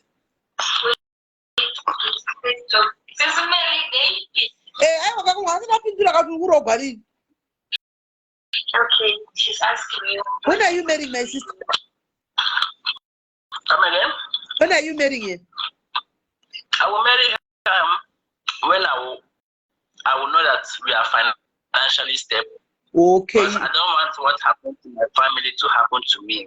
I have to be more cautious. Okay. So I will marry her when everything is financial, even though I'm not like in that my peak, but I will know that I can be able to take care of him and take care of my family and take care of my kids. Okay. And also take care of my dad as well. All right. So you got your wife at home? No. Oh, you're single? Yeah. All right. Not even a girlfriend. All right. Okay. So you are staying together? Yes. Okay. But is she good? Is she treating you well? Let me to be honest though. Yeah, be honest, yeah. Be honest. She's not. If it's a she's not old. For me, we'll come back together, but she just eat before I come and she's even about to sleep before I come back from bed. She's not. Oh, have you told her what you want when as a man that I want this and this and this and this at home? Yeah, but she said she cannot wait for me. She's hungry. I'm like, it's fine. That's not it won't cause any fights. Oh, it's about eating. So you want to eat with her when you're coming from work? We live together. Yes, we do everything together because we are together most. But you bath together, ne? No. Why? No. I don't know. She doesn't want. She doesn't like. She doesn't like. How long have you been? How long have you been dating? It's like a year and some months now. A year and some months, and they are not bathing together. But is she giving you all the styles? She doesn't like riding. Why? She doesn't like riding. Why? What would she be doing? I don't know. She's still stiff, so if you can talk to her as well. She's so stiff. Maybe you must play rumba whenever you must play rumba so that she goes with the rhythm. I do understand this her style. I do understand. But is she eating? Huh? Is she eating? Sucking? She's eating. Even me, I don't want. You don't want? It's like in our tribe, we forbid that. Why? Why, Ebuka? Why? Hmm? Why?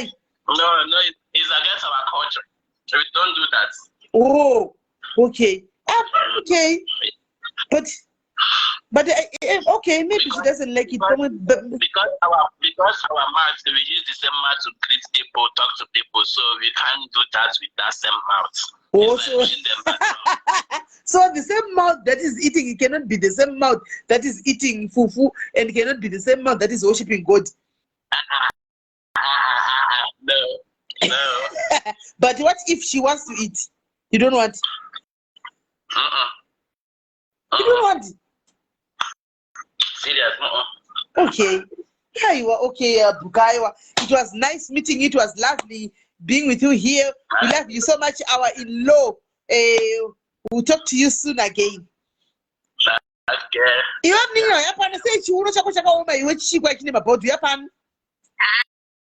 Mrs. Melly ndani Kwai chiuno chakaoma chiregedzera chiuno. Chiuno ngachiregedzekwe uregedzere chiuno. Regedzera chiuno. Chiuno chinyatso kuregedzeka. Uri kuita sei kwewe chiuno ichi? Kwai haudi kukwira padenga, haudi kuita ride. Haudi kuita ride, unoda kuite iwe. Unoda kuita dog. Why these people they've got big cucumber? They call it cucumber. You know cucumber. Oh, cucumber. The cucumber is big. You know how it is. The famous soroga it's abomination. Abomination yet quite was going to ride one. No, you see that one. So it was a big cucumber. You don't know where I would say.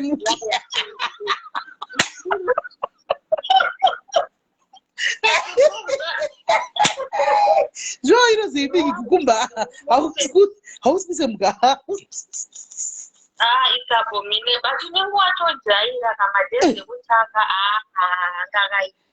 So what does Jaira? Sure, who dambe kuta chikiza ne windoran. Ni sauti. Aiwa, kana takambo kuenda Nigeria. Kaya kuenda 5 months ago. Oh. Don't so no one usati wasangani munhu especially unochisa kawe unoona kuti unoona bozi mogona kungobvagwa na makukambaya pamberi apo zvizooma wosha kuti wodi aiwa but chengetako munhu wako ataura kuti kana ndichinge ndaita mari yangu ndoda kuti ndive nestable family ndinodokwasa handidi kuita zvinhu zvakaita mufamily mangu zviitike chi mhuri yangu kuchengeta anochengeta because kana munhu anokutengera vhudzi unodedzera mari yakawanda like 5 aiwa anochengeta vhudzi chairo anochengeta uri kuchengeta asi neshure unomboiti wako zvino iwe akakura kudari kukamba dhogi unozoigona sei chebereko uchobuda unodya nemuseredzera saka unoshinga unoshingirira uno wakatobatirira kudai kutoshinga nyama. True, but it's true in me. Long time I used to be scared about Nigerians, about mamuva taiona kumbaya yana Billionaires Club, but unenwazi soka kusangana one aripo but not a background check before usatoita say wapinda mazviri, and then they are very good. They are very good. Arikutogumbuka umboitawo zvekumirira munhu wekwai unofanira kungohla woga unofanira kundimirirawo kwai usangohle woga hanzi na11 aiwa unomupa ukanguva yekuti nhasi chikurumidza womumirirawo musanenge achikurumidza wodla naye plus uchigezawo resi kukumba kairo uchitamba naro mubathing room uchitamba naro mubathing room imomo uchitamba kadaro mubathing room imomo uye bigis bora iti muningi nangu chika umboinda tena bamnini yeduka chimboinda tena bamnini bora iti chap varikudla noriva guys kwai ino ikukumba kwavanenge vachiningirira kwai kwakaipa stajaira zvakaoma right handei kunyaya yedu timepinda mona mucomment section tienda kuhwisisa kandi ndi in law, he's our brother in law, He's marrying our sister. So we need to find out so that kana mwana sinye zogona kuita basa. Tutomudedza pana pa kitchen party pana tutomuraira pa kitchen party kuti no zvinodai. Hani muona. Saka tapa kuti guys tichimirira mwabuda kufona. Mwabuda kufona fonai. Tachida wada kufona fonai. Kwanza kune mota inonzi vhudzi here. Aiwa hanzi vhudzi rinenge rine 5000. Anotengera vhudzi re 5000. Ndozvakutaura. Vhudzi re 5000. Right, sanga asingadi kuti murume anzwe. Saka ngoti vhudzi re 5 ndozvangotaura. Right. Saka tashara nyaya kuti chigaisa tapa kuti chipa kuti ngativei be very careful nekuya kwaita nenyaya yelinkishi. Iwe Dumebi ndifonerewo pa WhatsApp. Apedza zvanga achiita Dumebi wacho. Chifona pa WhatsApp apa. Yesterday mari fona pa WhatsApp weDumebi tataka kumirira panapa waiona here video yadai kunetsa iwe Dumebi ma street. Waiona here video yadai kunetsa ma street. Iwe video iwe Dumebi waiona here. Iwe Dumebi video yanetsa ma street waiona here. Mwana ari kukanzikana kubuda Makonye. Anoona. Saka ndo zvinenge zviri kuti Dumebi ane slot yake neSunday. Saka pamwe maSundays kana anoda kuzokudza iye we have our 35. Hezo kana mangwana kune 35 and below. Yes maitawa mangwana saka na varipo mu guys vakasangana nevanhu vakambovata nevanhu vakaona zvisionekwe. Guys chibva imafona yenyu asi ndachingotara nyaya kuti musa pressure pa social media. Please stop it. Sene nenyapicha and tutachara nyaya yekuti vakadzi vakuru pa social media kuti ndodza kuita ngepwere. Ma 21 anotori right, ma 23, ma 25 years, 27 years. Vatori vana vatori right. Uto understand kuti age yawo izaravo. But sometimes it's very disgusting and very embarrassing. Kaona iyo ya ma 40 ma 39, ma 38, ma 40s, 41, 45 years. Ukaona ma stitu zvanenge even untoshaya kuti hani maona. Akusina chadzura vana. Ndo chokwadi chiriko. Ndiwo varidze ma ghost futi. Ndiwo varidze kushoropodza futi. Ndiwo varidze kutuka futi. Madzimai makuru ngatite tichidzora mu ma street. Anoona ngatite tichidzora ma street zvimwe tingatati tingadini. Social media if you're not careful inokuparadzira izimba.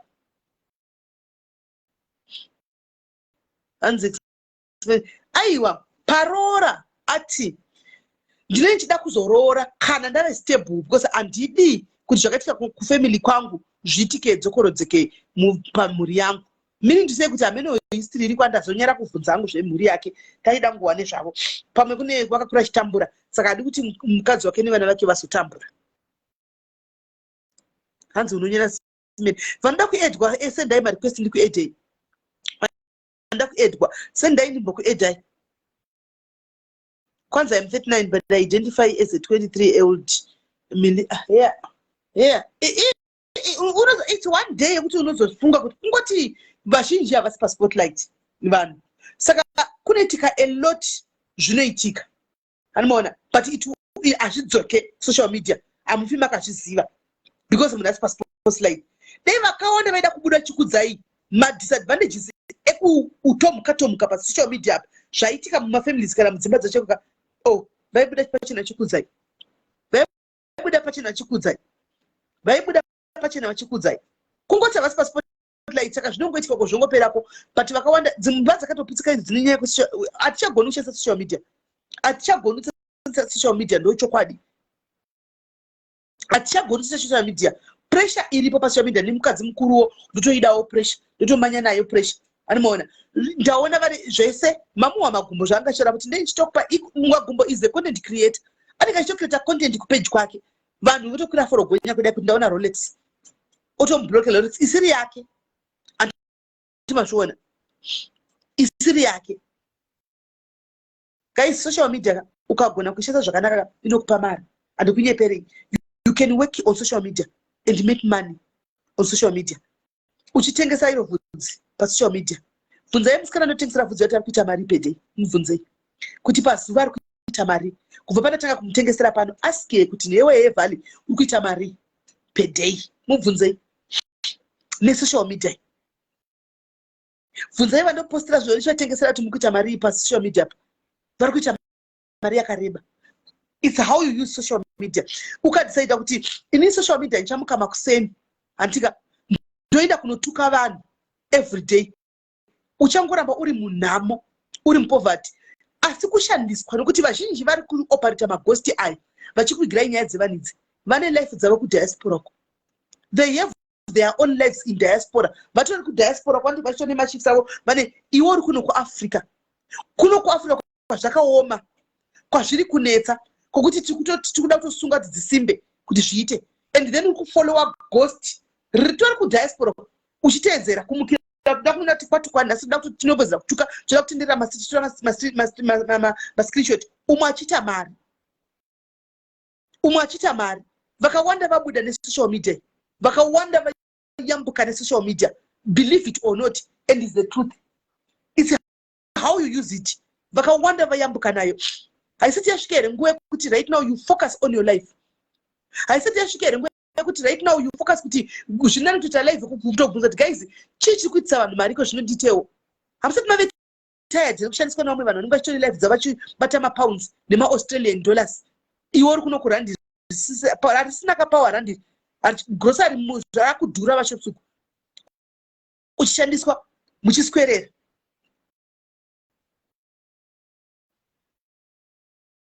Hasati yakwana here nguva yekuti wega munhu sedunga munhu unombogara pasati pati everyday ndichimuka kunotuka vanhu ndiri kuwanei, everyday ndichimuka kunotuka vanhu vacho vatiri kutuka ava life dzavo dzakamira here, havasi kutoronga here. Mirai ndimbokudzai secret one guys, ndoda kubatsirai, ndiri kukudzai izvi out of love, handisi kukonana nemi. Anditika munoziva here kuti masocialite akawanda ari pabasa? Munozviziva here kuti vakawanda masocialites panapa ari pabasa? You go and bash them, you take a situation movatuka, anditika vari kutoita mari. At the end of the month mari iri kutopinda, vari kuita maadverts, vari kuita mari. Imi muri kungotuka una kana cent. Zvimwe zvinhu zvoda kuti uite wake up wega ovhure masoti pati ndatukira ndapedza. Munhu ndatotukira uyu payroll yake iri kutofamba, ari kutowana mari kupera kwemwedzi. Iwowo hapana wakuwana, uri kungowana kutukira. Kutsvaga murume akakuisira wifi pamba, murume akaisa wifi pamba kuti wifi usoro uchita interact naumwe vakadzi. Handiti uchionawo zviri kutengeswa nevamwe kuti zvii, uchionawo kuti nepepa ndingaitawo mari business. Vamwe vakatanga zvakanaka vaine mabusiness avo achisimuka kubva paakangozojoina muzvinhu zvisina nebasa rese izvi. Satani anohukapuka guys. Nzira pamhi inodiwa nevakawanda. Take it or leave it, but it's the truth. Nzira yakapamhumara inodiwa nevakawanda, nzira yakamanikana inodiwa nevakawanda. Kunonakidza kunonzi kunonakidza ndokunomanya vanhu vakawanda. Akabva kangana business yake nobvarisa pasaidi apa, handika ndobva taka kumhanya nezvinhu zvisingamupi mari kusvika business rati ngondombondo radona. Nenyaya dzokuti ndoda kunoona tukwani nhasi toda kuisa pasi ticket, ndatora screenshot rega ndimhanye nayo ndinoposta. Vazhinji venyu vakakura musina kana chinonzi ghost, wanga usingazivi chinocreatwa sei, because harina kana basa. Chinhu chinonzi ghost ndochisina kana nebasa rese, kuti ungatogara pasi ndoti ndakutovhura foni yangu, ndakutovhura foni kuti ndakuda kutoita ghost account, so hazvina kana nebasa. This is my phone that I use every day. Ndofoni yangu andoshandisa daily. Do phone yangu andoshandisa every day. I go to Facebook and this Facebook. This is Facebook and this is Facebook, and if I want to switch on to log, loga. These are the accounts that are there. SIS MELLY, Simplify Records, ndibamnida zvemusic na SIS MELLY Diaries Life na iyo SIS MELLY. Dome accounts are 3. Apana ghost up. And the one I'm using right now in a SIS MELLY Foot Diaries Life, yoita my duwe. 2 accounts angu. I don't need a ghost. Harina kana nebasa rese. One day richakuparadzira marriage yako. Richakuparadzira marriage yako. One munoziva kuti chakaipa unobudirira nacho kana 5 years kana 10 years. Torai mashoko eungwari kana kuti chipai zviri kwamuri. Chakaipa unobudirira nacho kana 5 years uchifunga kuti uri kubudirira. It will take one day. It will take one day. One day chete. Zvazvinotora. Inokudestroya even kubva kumarriage kuti unoyezoti you sit down and think kuti saka ndaparadzirwa imba yangu nechinhu chinonzi foni, chinhu chisingatauri. Kafoni akandeke bangamanga ndokaona afona akana basa kandeke bangamanga ndokafoni kandoshandisa everyday. Akana kana basa kafoni aka unoona ndokandiparadzira imba yangu kafoni aka yaparara just like that. because we don't know how to vamwe vachita mari, vamwe vari kuita madegree nesocial media, vamwe vari kuita anzi ma-CEO esenyu they are busy bettering and empowering themselves. Vamwe vari kutsvaga mabasa ipapapa, iwe uri busy kumuka makuseni kuti ndikunologa ndikunopfeka gosi rangu mirai ndodzoka, ndoda kunoona kuti ndatora screenshot, ndoda kunosiya comment. Let me tell you guys, let me educate you. All those people that you go around taking their screenshots, muchitukirira, muchisekera, muchita sei, muchivaseka, muchivasheveredza, muchita sei, apana life dzavo dzinombochinja. Their lives are moving. Upenyu hwavo huri kuenderera mberi. Haumbofi wakamira ende haufi wakachinja. Haufi wakamira ende haufi wakachinja. Iwewe unenge uchitodaro pama una kana nemari yekutenga usami manheru, hauna mari yemagetsi, but unenge uchitosekerera munhu anenge atori kutoita life yake wakutosekerera ake, ari kutotambira kupera kwemwedzi nemari yanhingikiri, ari kutambira mari yake kupera kwemwedzi yari kubhadharwa nasuka, uri kutowedzera kusalari yake. Zvimwe zvinhu ngatifungei asikana, tingaseka, tingafara, tingadini, asi anzi fare tindiki, fare tindiki, fare tindiki. Chokwadi chakanaka. Pasocial media uyai titengese, come and make business, come and make money. Social media's upcoming socialites, come and create content, make money. The music, come and advertise the music, come and sing. We have advertise, do something, get paid, get money, and move on. We have to come, let's create relationships. We have to create a ukama. Inda create a ukama na kusipakwaalaza. Fano wangu zvokutodaro. Handiti ndine shamwari yangu iri pasocial media pa zvokutodaro. Munhu anototaura naye pana zvese. Tati akiwa mubvunze. Tati aki chero ndakato ndiri down say ndiye munhu anotofonera. I got a friend, andina friend inofamba netsoka inofamba ichiti doi nemakumba apa. Ndine friend ndakasangana naye pasocial media. Tati akiwa anoita macomedy ake ekuTikTok.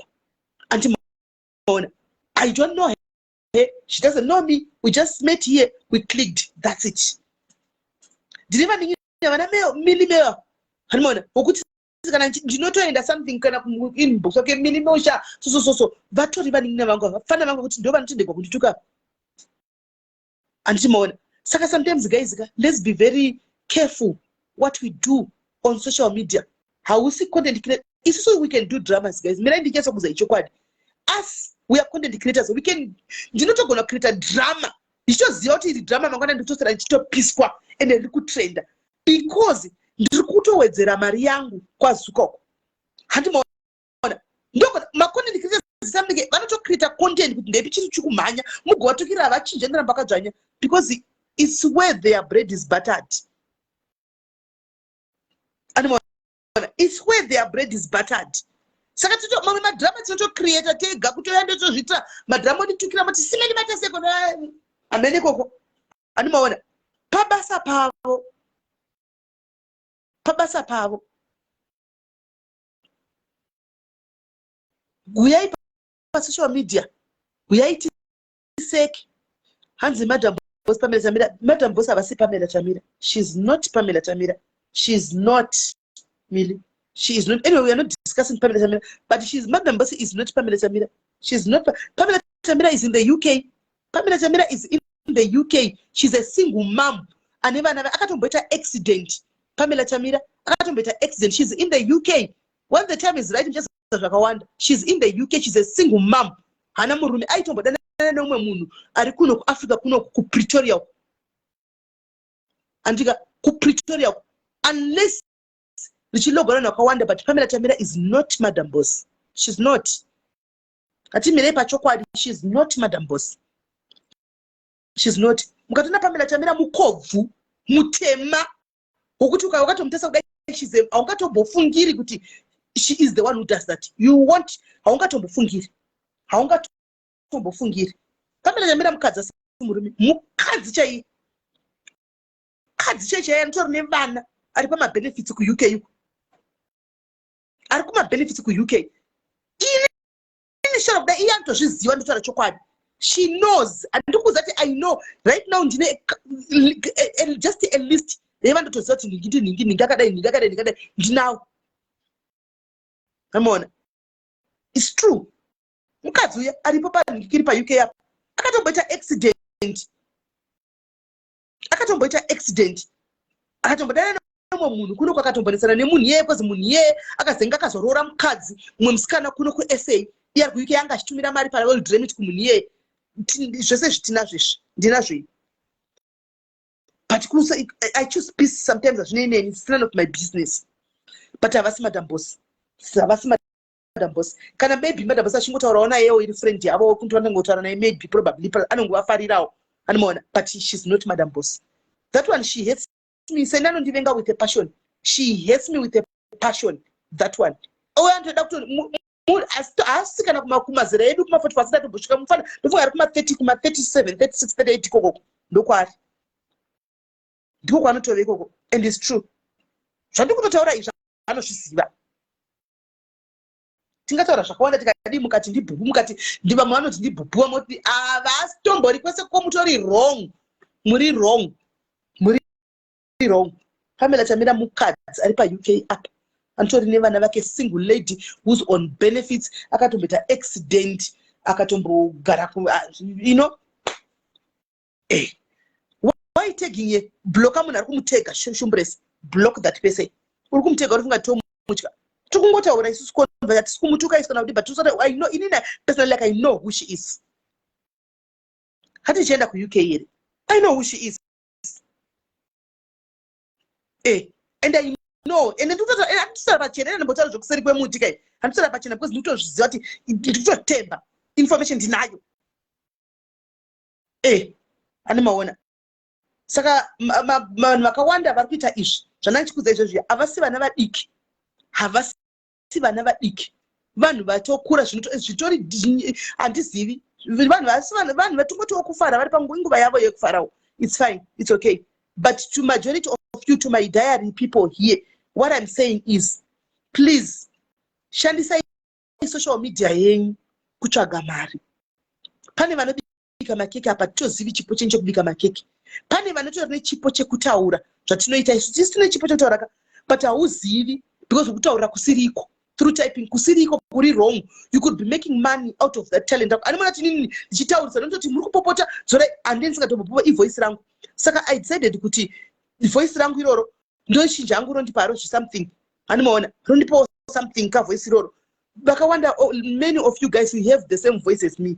Mukataura zvinhu zviri powerful. But you don't know because you are using that voice ku same platform. Ukunotepa chituka munhu zvisane basa asingatombokuziva asina basa newe asingapfiwa akajigamba wako pamwe usingafoka sanga naye mukati mopenyu instead of kuti ukatoya kati simeni inini ndoda kumbodzidzisa vanhu give me a platform ndoda kumbotaura I've got a topic who give you a platform mozviziva imi kuti pano andika panapa I'm always about empowering you guys. Maona vanhu vana vangana noya chichiwa pa platform pano vachiita ma live avo vachinda koya mumu oya uta ma live ake oend koya mumu oya uta vangani vamaona sofa ndichipa ma live platform kuti uyamiti vakawanda mutoziva you can talk but munotya iko zvinezvi umwe anotonyetsa kugona nechipo she can be a powerful socialite but she can't because ghost anosikana ri ghost rinotovhuraudza rotonzi rinonetsa iyo mbiri yekunzi kwai ava vachibaba ichi mdzame mchikoresana idzi chibaba ichi saka achatogoni akagara pamusoro pemari kugara pamusoro pekeshi nezvinhu zvisingakupi chingwa zvinogona kunge zvichikupawo something.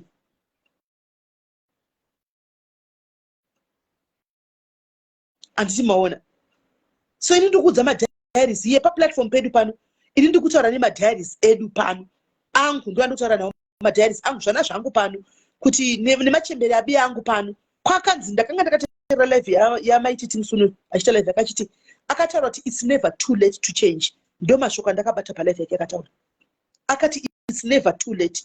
Ini pano pese panotaura ndotaura chinhu chakanaka ndotsvaga chinhu chakanaka chatogwa ipapo zvakanaka zvakaipa zvimwe zvindogona kudarika but chakanaka ndochadobata akataura shoko randakabata rekuti it's never too late to change.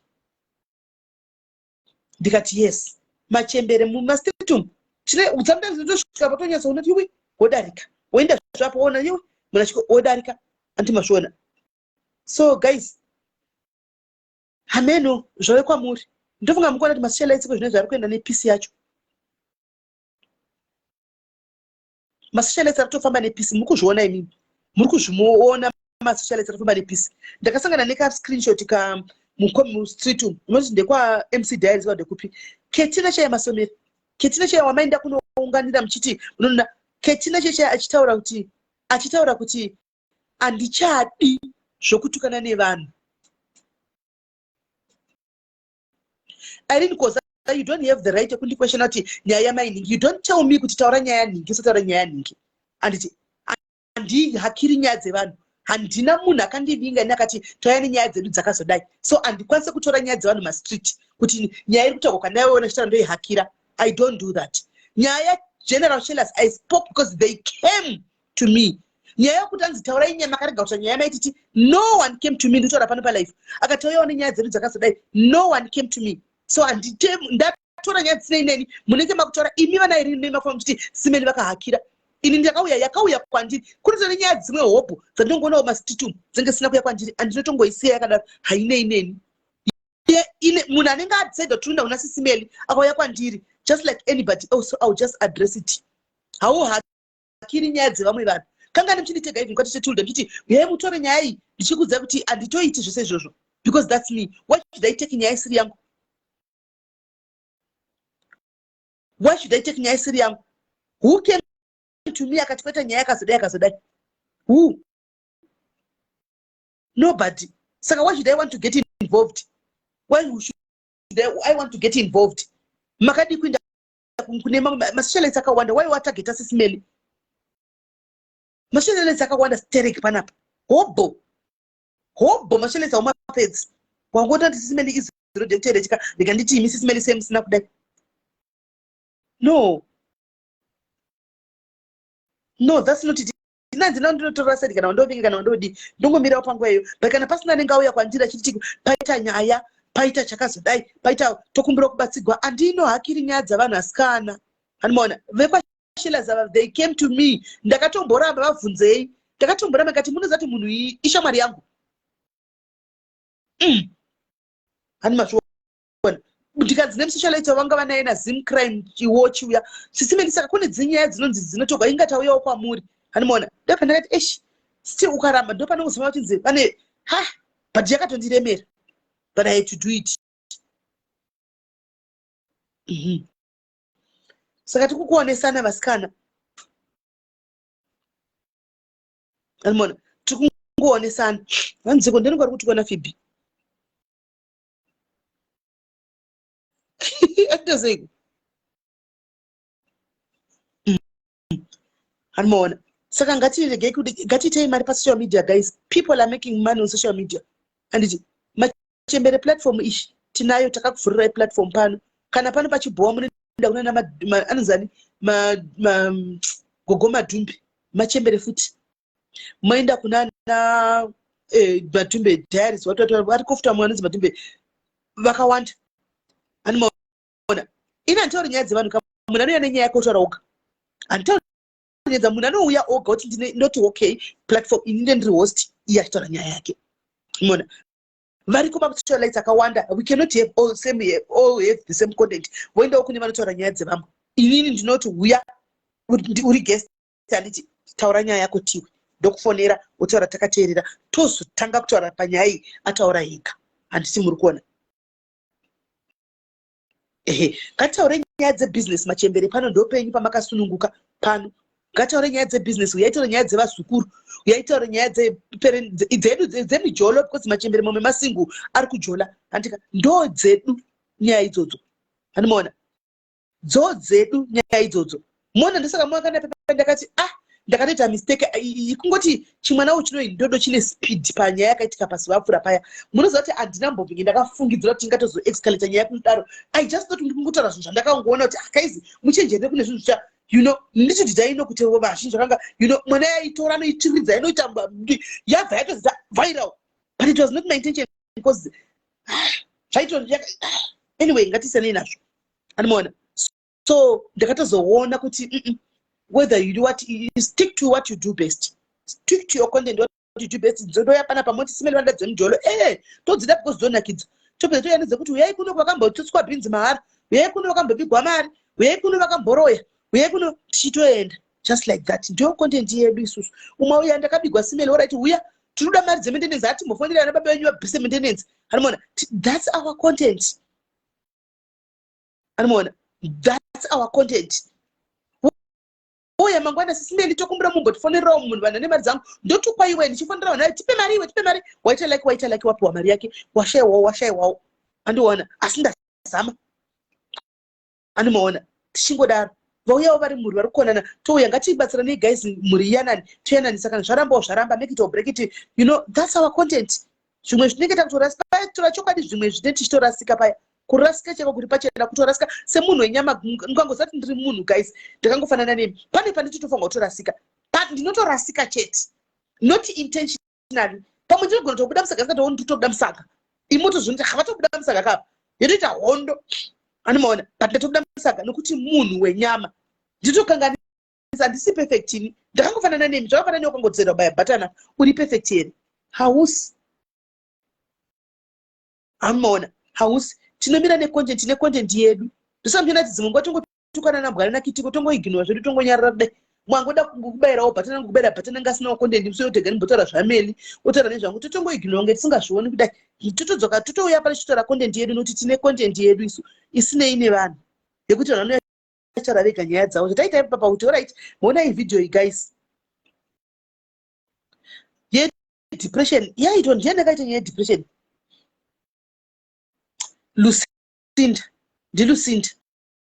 Lucinda akauya nenyaya yedepression akamboti chaita kuti agodzoka futi ataure ndekuti akambopinda mahysteric depression. Amona akuna titi mutogara seni kana muri madiaries angu chayangotoza kuti mutogara mune mweyo muri futi mai vedu one day or the other vachatokanganisa chete vanotoita mistake iroro chete anoona asi tovari nokuti munhu wenyama wazakamwa miri unodanya ndakuudza wani kuti ndiye Pamela Tamira naimini akaita accident akambota accident ndakuudza wani.